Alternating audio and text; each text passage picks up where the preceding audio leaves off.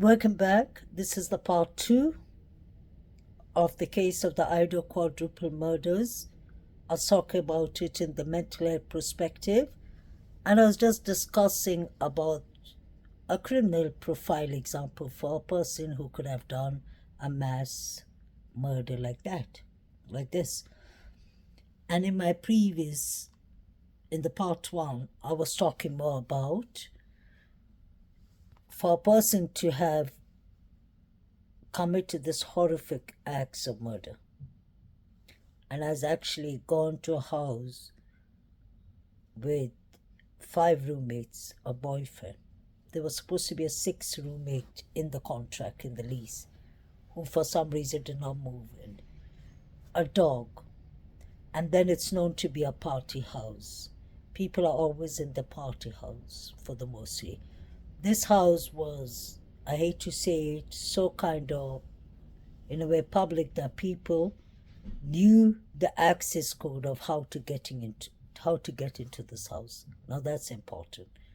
So when you have a house that's publicly accessible, you have access to it, why would a person who has a PhD education, who doesn't have a criminal history from before, has never committed a crime, except the innocent act, although it's not completely innocent, but the act of trying to rob his sister's phone so that he can purchase for his bad habits. I really apologize. It's not an innocent act. It's a stupid act. But he robbed his own sister, his phone.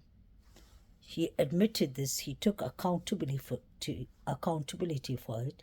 And the father reported this to the police. Why did the father report this to the police? For me, it looks like it's either that the father was fed up of the behaviors that was happening by Brian Christopher Kohlberger, or it could be possible that the father wanted to teach his son a lesson. Boundaries, accountability, so that he doesn't do it again. So he handed his son over to the law. That is completely possible. But that isn't a serious criminal offense. So, besides the mobile phone device that this young man robbed from his sister, I haven't seen, and we know that there isn't any cold cases on Brian Christopher Kohlberger's name that we know of. So it makes it very difficult to see a person who doesn't have patterns of serious offense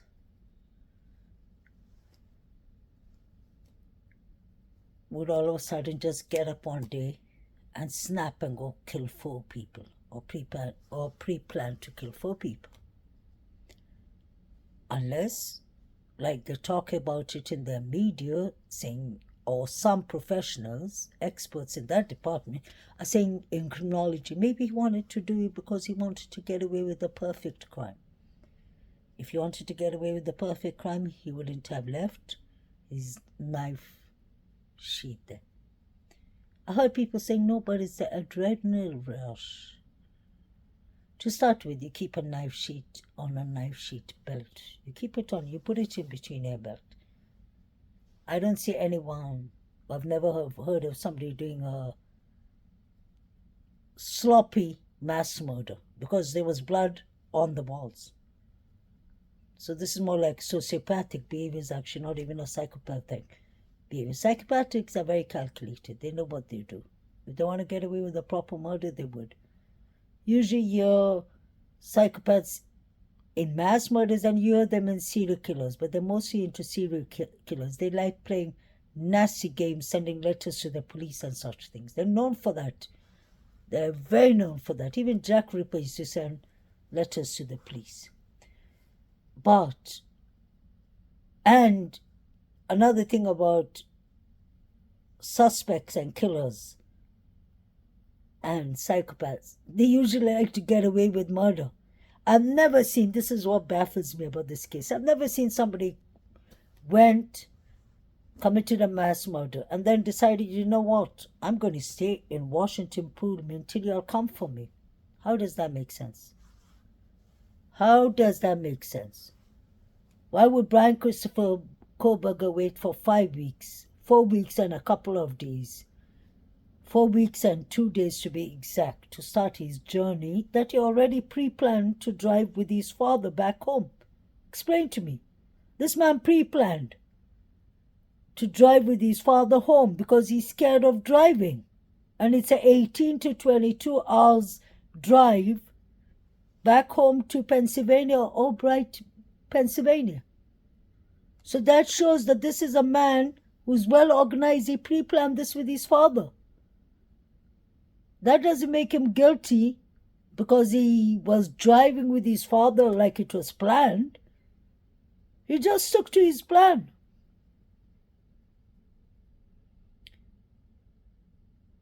If this was an act of a serial killer, I know it was a mass murder, but if this man was an incel, he was sick, he was this, that, like people keep on labeling Brian Christopher Koberger, don't you think Brian Christopher Koberger would have maybe even acted after he killed the 4 people and he thought, okay, now the whole college, the whole world is on suspense.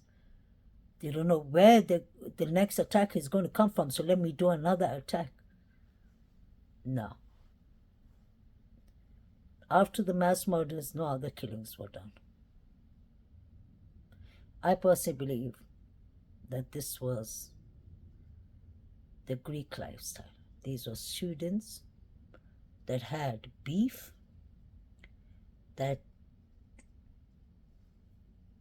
had revenge, felt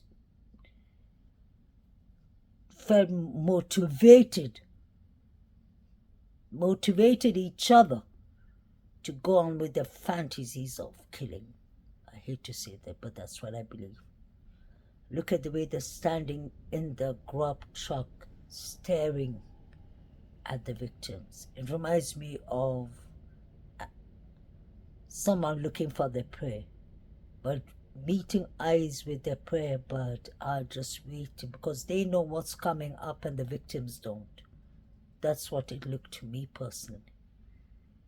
It's a very sad and sick picture to watch the Grub Truck. I remember Kaylee's mother, Chrissy, saying it's both sadness and joy watching the Grub Truck, knowing you see your children having a laugh, Maddie and Kaylee. And at the same time, like, it's heartbreaking for her because that was the last moments. For me, it's very sickening what's going on, not with Kaylee and Maddie, with the people surrounding the Grub Truck. George Michael, the singer who died, came from a group called the Wham. Most of y'all know it. Then he became a solo artist called George Michael. One of the greatest legends, I guess. His hit Careless Whispers, like everyone knows, is a beautiful song. He's talking about love and betrayal. I found it very strange that the Grub Truck put that tune on. And it was about the timing they put the tune on. They put it on the timing when Xana's name was being called out and E's name was being called out. He put it on for a second and then he put it off. He didn't want people to hear Xana's name being called.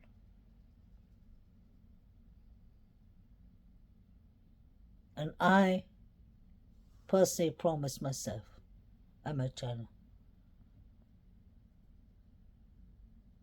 We are here to get justice for these kids. And sometimes justice can lead you into places you don't want to go, like analyzing the Grub Truck and such places.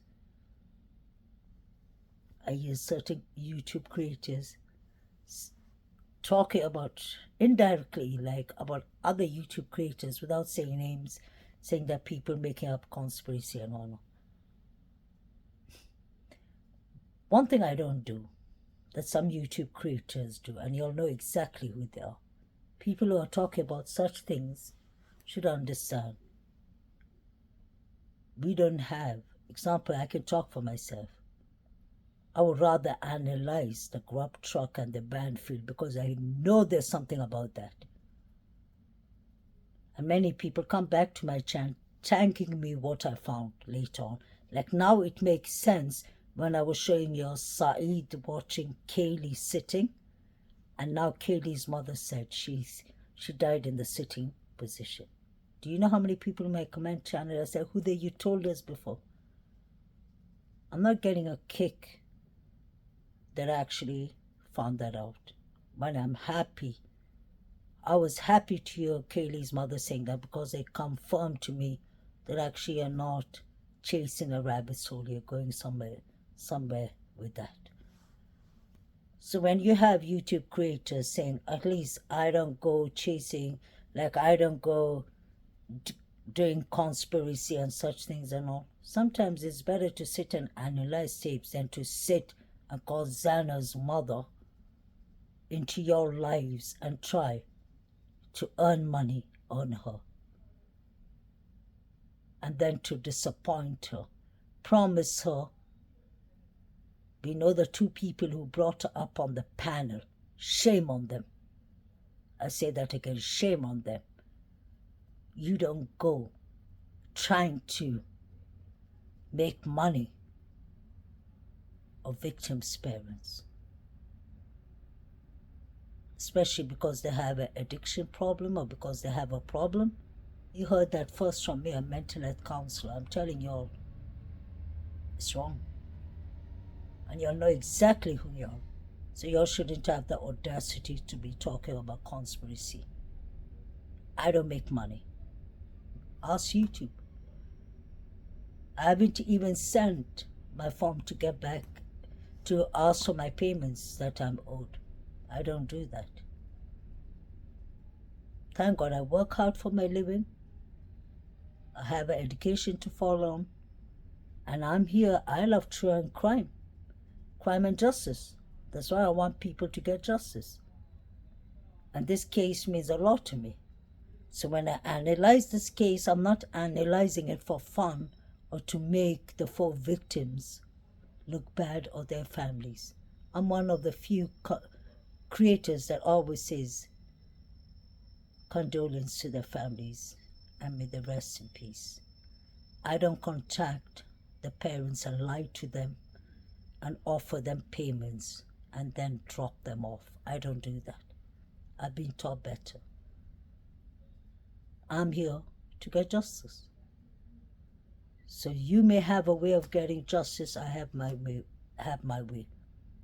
So don't judge other people unless you want to be judged. People have different ways of getting their contents across. And when people start judging and passing remarks indirectly and putting all of us YouTube creators as one, that is wrong. Ethical morals should have taught you to leave the victims' parents alone. I feel sorry for, what's her name, Kara? Canodal or Kara? She has her own maiden name. Kara Lozana. Kara is struggling with addictions, and I'm a counselor, I understand that. And then you have this creator and the creator's so-called friend or the person who invited the creator over to try and squeeze and milk any information if Kara knew, which she didn't. Who are y'all, the police? I don't understand YouTube creators who think that they can go, they're entitled to bringing the victim's family for their own purposes to earn from them. Because super chats were sent live to y'all and we all were watching that. And none of that money went to Kara's needs, her rehab, or anything she needed. So don't do that. That's not good. Don't lie to parents. These parents are already crying and hurting for their loved ones. They lost their children in the most brutal way. We shouldn't be benefiting out of them. There's better way to make content without interfering in an active police case that's on trial. That's another thing. I don't understand how these people function, and then they think they can have the audacity to criticize other creators or say that they have... I'll just drop it, actually, whatever I have to say. But I've been watching that. I don't find that to be right. Now, moving on, I would have loved if there was someone on YouTube who had a forensic degree, and I mean a proper forensic, not someone who dropped out or for whatever reason from college or university. I'm talking about somebody who has a degree in forensic. I would really love, like Joseph Morgan was his name, someone like that to explain what that cloth was, or the paper, or the Marlboro cigarette carton, whatever was behind the forensic woman who's bending down with the camera taking pictures of the footprint or something. You can see there's something smudged, red smudges. I wanted to know if that could be red liquid. I really wish I could have a word with Joseph Morgan. I really asked him that. Someone with those kind of high expertise and professionalism in, someone who has the degree, I'm talking about a high degree and experience in forensics. I would love them to explain what that is. Because in this case, it said that there is touch DNA. But how can we see blood DNA or red DNA on the floor, on the ground? I would really love to know that. Or maybe that's not red liquid, although it looks like red liquid. That is one thing about the forensic I would love to know. The other thing is, coming back to this case, I still don't believe that Brian Koberger, who is defense attorney, said that has no relations, who has no relations to any of the victims, is being accused for this murder. That means there's no blood DNA. There's no involvement between him and these, connection between him and the 4 victims. So why would he go and do a quadruple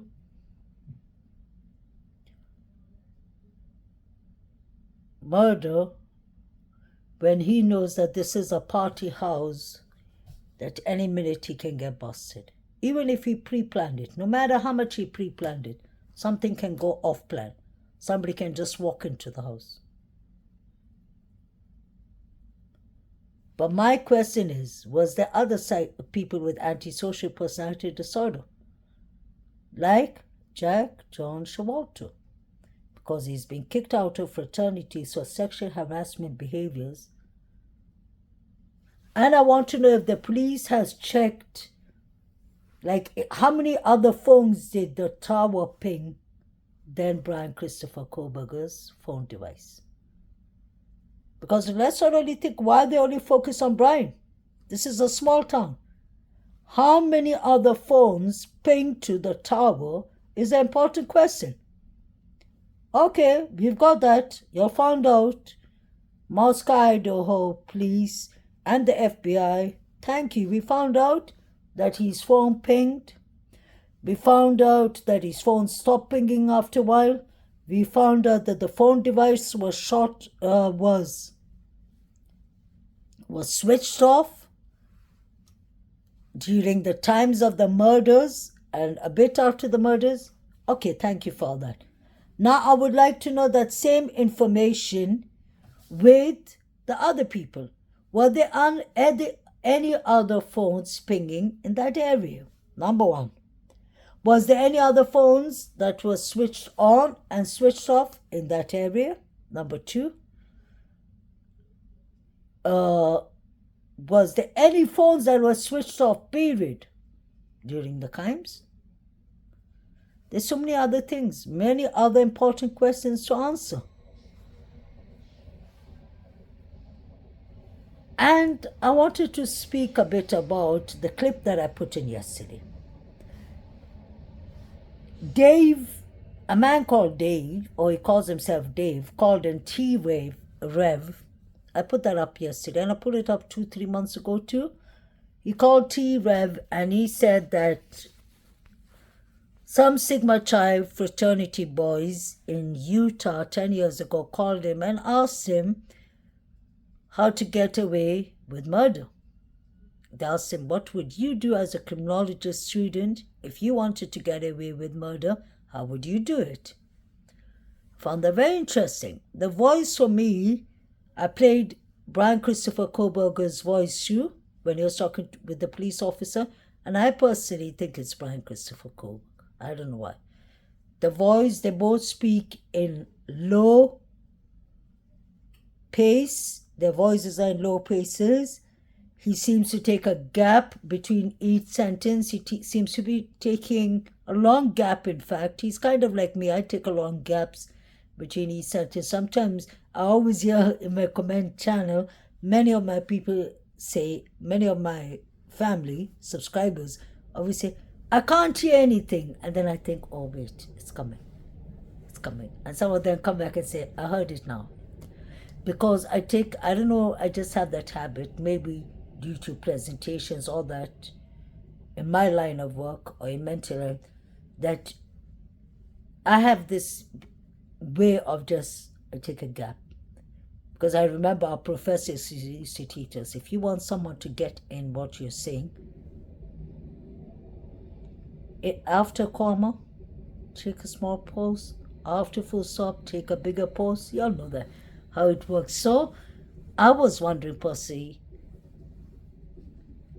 the person who was talking and said he was Dave did sound like Brian Christopher Koberger for me. And it was interesting what he said, that he thought that maybe one of these students actually really went and did the unlivings. And I do believe, I've always thought of, before I heard that Dave character calling in, the reason I say character is enormous. Before the Dave person called in, I actually thought of something like that could be occurring. Because when Brian said that he was a teacher, I thought, and then since he put up the research, I thought 2 + 2. Did he actually, since he put up the creepy research, although I've heard criminologists saying that it is a normal, because you have to think of a mind as a criminologist and all, that it's normal. But then what I find strange with that research is Brian Christopher Koberger wasn't studying crime and justice in master's, his second year. He wasn't studying criminology in his PhD. He was studying bachelor in psychology. And I am a counselor, I've done mental health, so I know a research like that wouldn't be recommended for anyone doing mental health or psychology.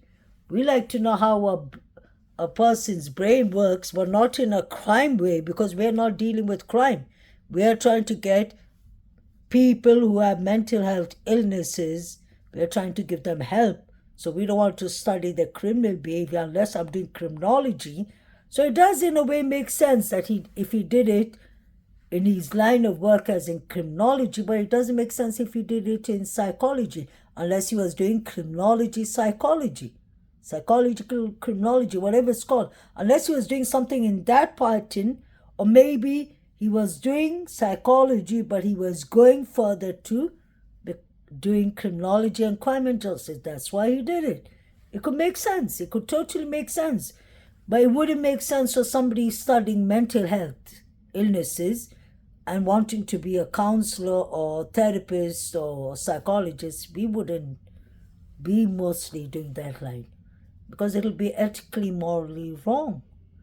So I really want to know when he did that research, like what was on his mind. He wants to know what is on the mind of the people who commit killings and livings. I want to know what was in his mind when he was doing that research, because that is fascinating to come out with actually putting a research for criminals. Damn, you must be a criminologist, a proper criminologist, to even be getting that idea of putting it in the public, to put it out in not only in the public, to put it in the social media, trying to search for criminals who would be participants of what? Of your research or of your crime. Either this man is innocent and people are making him look guilty. That's why he could have been easily framed. Or be either he's totally guilty. So which one is it? I hope we find out. It's so strange. It's like I have different weeks. One week I'll get up watching Brian Christopher Koberg and I'll be like, oh my God, he did it. And then one week I'll be watching him and I'll be like, oh my God, poor man, he's being framed. So this case is baffling. This case is really baffling. I just want the correct justice. People say they want justice for the students. I say I want the correct justice. Because I want the correct justice to be served. Justice will be served no matter what. If they plan this and cover this up and put it on Brian, justice will be served. But that is my question to the four parents of the students. What kind of justice are y'all looking for? You're looking for justice that someone pays for your children being murdered? Or are you looking for the correct justice that the right person goes to jail and pay for the sins? Pay for this horrific sins that they have committed. Because of him, Kaylee won't be here any longer. May she rest in peace. Because of him, Maddie won't be here any longer. Or not only him, whoever did this. Because of them or him, Zana won't be here longer. Because of him or them, Ethan won't be here longer. So, for whoever did this needs to be punished for it in whatever sense. There may be disagreement about the death penalty, but honestly,